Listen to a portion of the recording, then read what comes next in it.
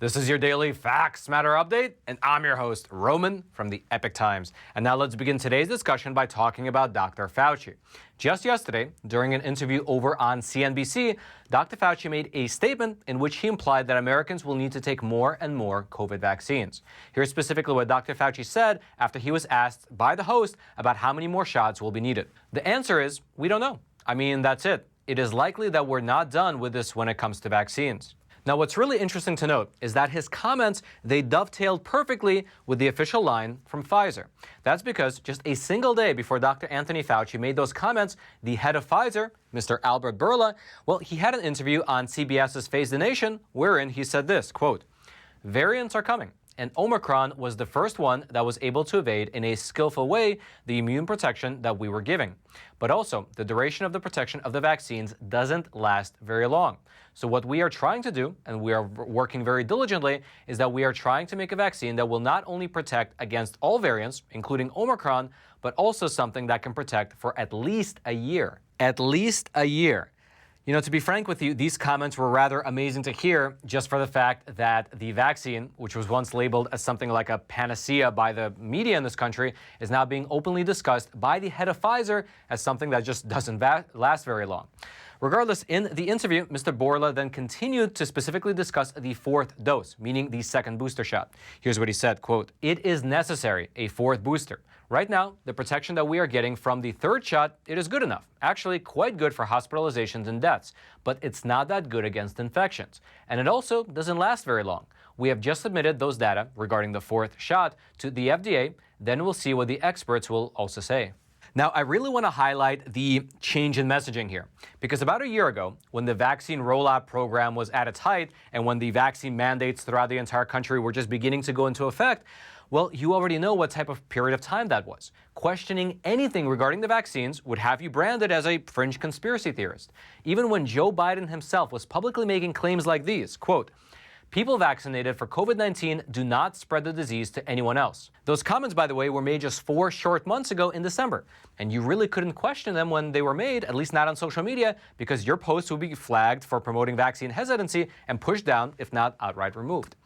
And so, beyond these new comments from the CEO of Pfizer, as well as from Dr. Fauci, it was beyond interesting to watch an interview with Dr. Rochelle Walensky, who is the current director of the CDC. And this interview came from about 2 weeks ago when she was visiting the Washington University School of Medicine, because in that interview, she explained how the messaging from the CDC might have come as a result of too little caution and too much optimism. Here's what she said. I think I can tell you where I was when the CNN feed came that it was 95% effective, the vaccine. So many of us wanted to be hopeful. So many of us wanted to say, okay, this is our ticket out, right? Now we're done. So I think we had perhaps too little caution and too much optimism for some good things that came our way. I really do. I think all of us wanted this to be done. Nobody said waning when oh, this vaccine's going to work. Oh, well, maybe it'll work, it'll wear off. Now, really consider her comments in light of the fact that tens, if not hundreds of thousands of Americans lost their jobs due to the vaccine mandates that were rolled out, in large part due to the CDC's recommendations, as well as the amazing amount of businesses that were shut down due to the lockdowns, the strain on mental health, the rise in suicides and opioid deaths that were due to the lockdowns, again, due to the recommendations from the CDC as well as from Dr. Fauci. It's kind of amazing if you think about it. Regardless, there is now a push by federal lawmakers to prevent these types of situations from happening again. For instance, Senator Rand Paul, he recently introduced a piece of legislation which would altogether eliminate Dr. Fauci's position. And in a prepared statement, Senator Rand Paul said that he's doing this, introducing this piece of legislation, because according to him, it's a necessary step to help prevent a health dictatorship. Here's specifically what he said, quote, "No one person should have unilateral authority to make decisions for millions of Americans. One of my goals was to ensure that ineffective, unscientific lockdowns and mandates are never foisted on the American people ever again." Now, what he's referencing there specifically is the fact that Dr. Fauci advocated very strongly for strict lockdown measures during the pandemic, including things like shutting down quote-unquote non-essential businesses, as well as imposing forced masking on children.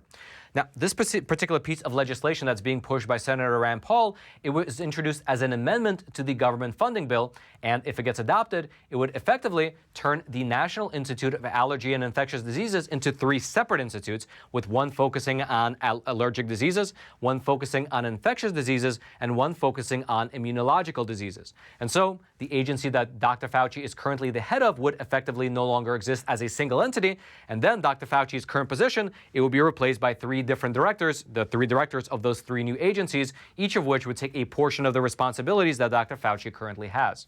And then furthermore, these new directors, they would be appointed by the president, they would need to be confirmed by the Senate, and then they would only be able to serve a single 5-year term. And just for your reference, Dr. Fauci himself, he was appointed to his current post during the presidency of Ronald Reagan. He was never confirmed by the Senate, and he has been in his position for the past 36 years. However, according to Senator Rand Paul, this type of situation, wherein you have an unelected government official who remains in office for dozens of years, has become untenable. Here's specifically what he said on this matter. The amendment, if passed, will create accountability and oversight into a taxpayer-funded position that has largely abused this power and has been responsible for many failures and misinformation during the COVID-19 pandemic. Now, we here at the Epoch Times, we did reach out to Dr. Fauci's office for comment, but we have yet to hear back. Regardless, if you'd like to read more about this new bill or anything related to the discussion of vaccine efficacy, I'll throw all those links into the description box below this video for you to check out. And also, I should mention that about 2 days ago, we published a phenomenal episode of Facts Matter, wherein I sat down and I interviewed Dr. Peter McCullough, who is a cardiologist as well as the chief medical advisor for the Truth for Health Foundation, and we discussed the astronomical, that's in his words, number of deaths following vaccination, as well as how the spike protein, at least according to new data, lingers in the body post-vaccination and potentially weakens a person's immune system. Now, for obvious reasons, this episode will not be on YouTube, so you can find it over on Epic TV, which is our awesome no censorship video platform, where not only you can find this phenomenal episode, but also we had another interview with Dr. Robert Malone, as well as a ton of other phenomenal content. Even we have short movies and documentaries on there that, due to the massive censorship that you're seeing on platforms like YouTube and others, well, we just cannot publish here. I'll throw a link to both Epic TV as well as that interview with Dr. Peter McCullough. It'll all be in the description box below this video for you to check out, which is that same little description box that is right below that like button, which I also hope you take a quick moment to smash.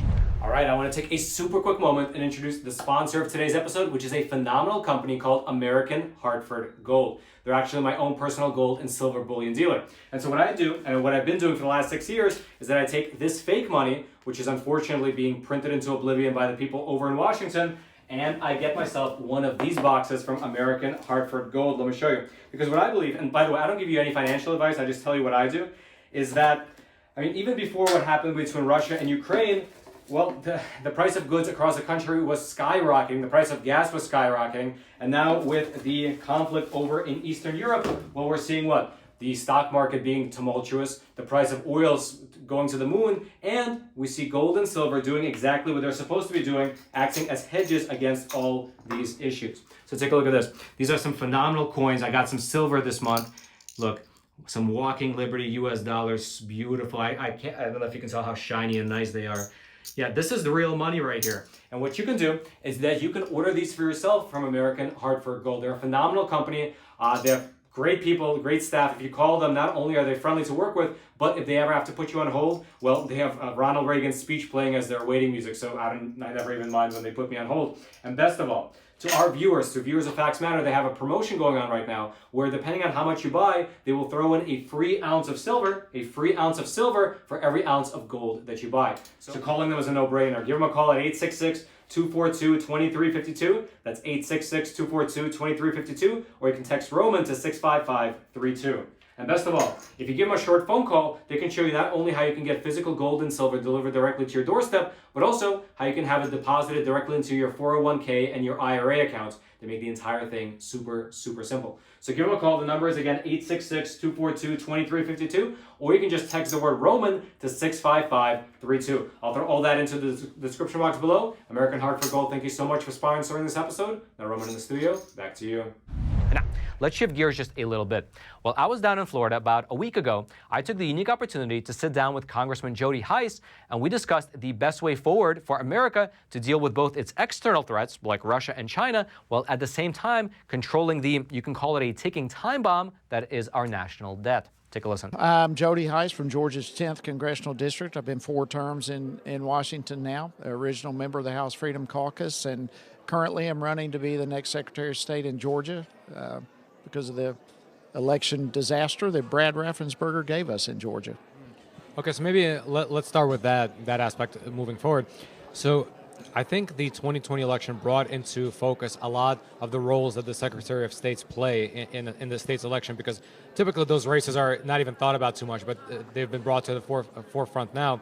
Can you discuss a little bit about that aspect of it, like the necessity of a Secretary of State in terms of the elections? Yeah, I think that's a great point. This is one of those offices I think the majority of people, myself included, really have always taken for granted until we had like this last election where all across the country there were problems in the election, and all of a sudden the light came on for millions of Americans to realize, and the Secretary of States are the ones who oversee elections. And when we had such problems as we had in this last election, Georgia, big massive problems we had, we became keenly aware that this is a critical position. You know, we're a country that's based upon the consent of the governed, and that consent is primarily given at the ballot box. And if ever that ballot box is compromised or violated, then we as a republic are in serious trouble. And in Georgia, it was seriously compromised. And I've been on the front line as a member of the Oversight Committee for 2.5 years now, fighting specifically H.R. 1, H.R. 2, a federal takeover of our election processes, and also involved with what's happening in Georgia. So, you know, this is an issue of critical importance, not only to the state of Georgia, but to this entire country, as the radical left literally is trying to take over our election system.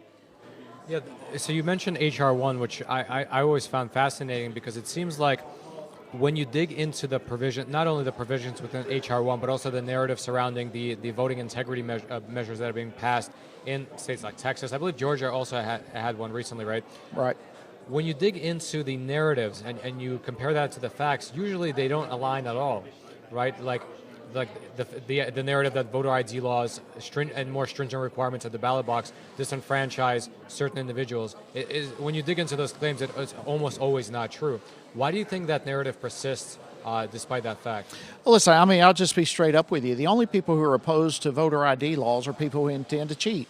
Right? I mean, that's the only reason you would not want identification for voting. And the same goes across. Georgia's SB 202 that the General Assembly have passed that you referenced is a good start in the right direction, but you have Stacey Abrams and others who have been calling it, voter suppression and all this sort of thing.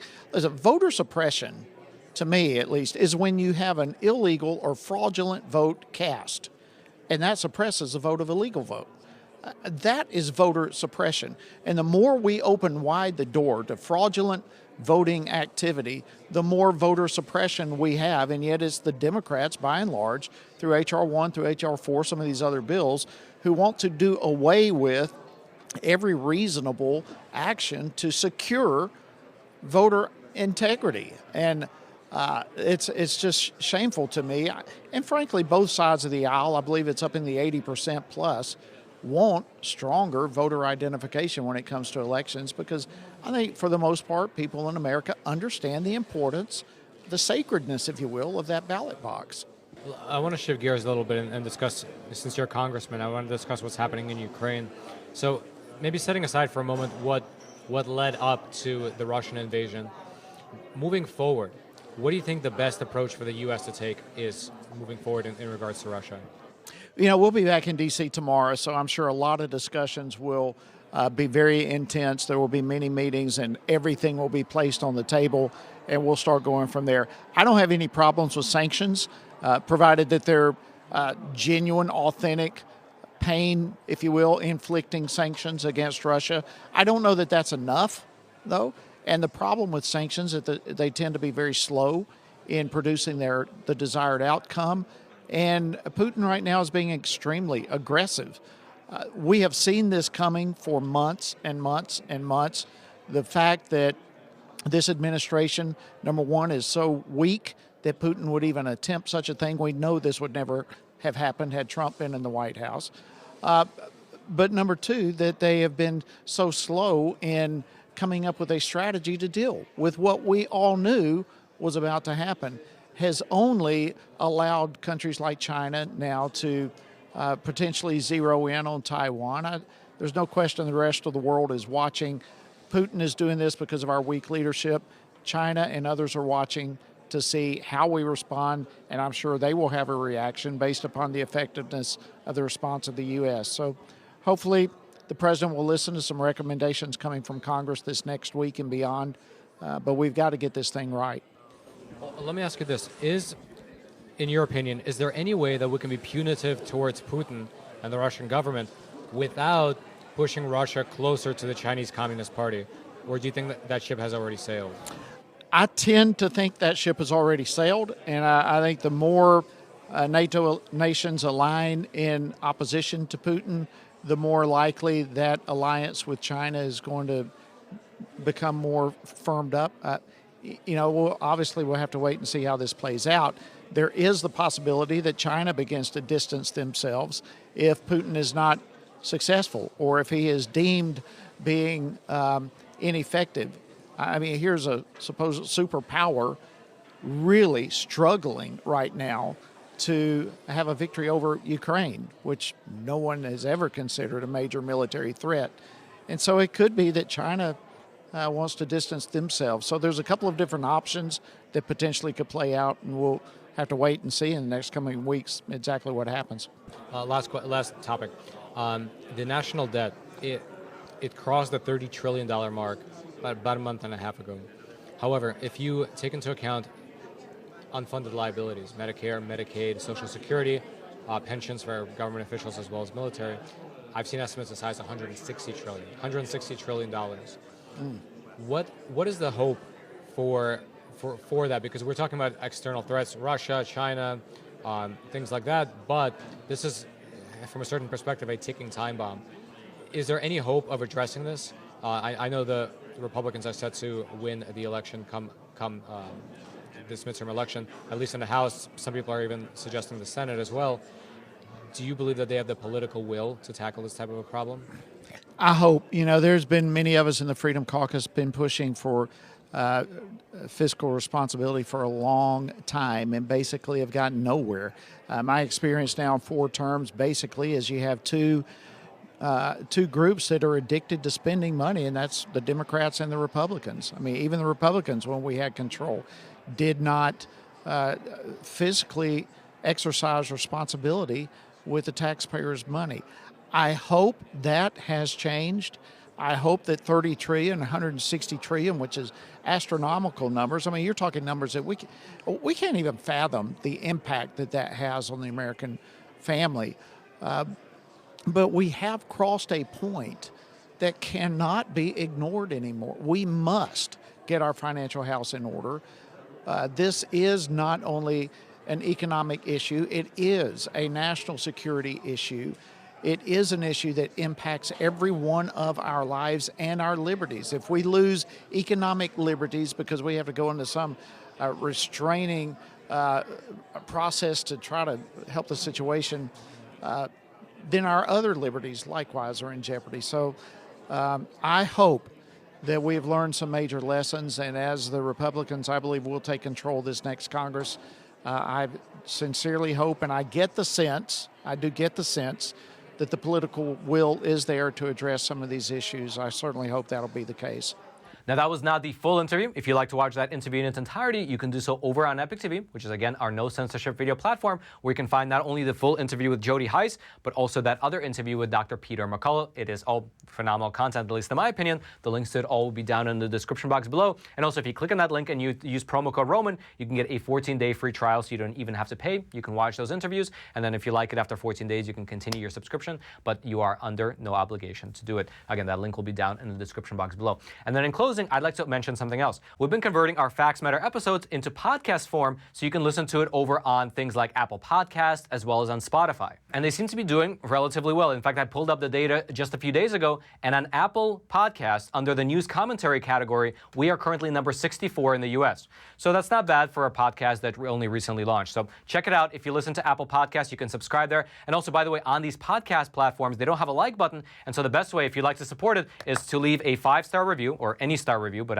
ideally a 5-star review, and to leave a quick review of the podcast. It helps a ton with those particular algorithms. So I'll also throw a link to that to the podcast, both the Apple Podcast as well as the Spotify platform. It'll all be down in the description box below. Hope you check it out and support the channel there, because honestly, what if anything ever happens here on YouTube, it's great to be diversified into all these other platforms as well. Again, all those links will be down in the description box below. And then, until next time, I'm your host, Roman from the Epoch Times. Stay informed and stay free.